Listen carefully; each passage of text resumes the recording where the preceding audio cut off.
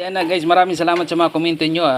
Yung gatang lobi-lobi natin ngayon, ayan, minikos-mikos ko na yung ating karni with tokwa.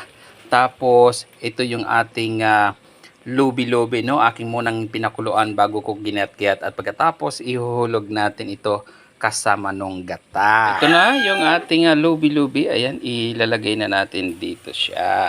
Iibabaw na natin yan. So, pinakuluan ko muna iyan. Tapos bago ko siya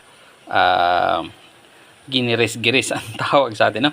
Kasi baka may mga hayop o kung anumang mga nakadikit sa kanya. So pinakuluan ko muna yung ating dahon ng lubi-lubi. Ayan, aking munang ginisa sa karni ng baboy tokwa.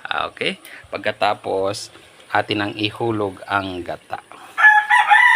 Alright, medyo maanghang lang yan ng konti guys, no? Kasi yan ang masarap kapag medyo maanghang.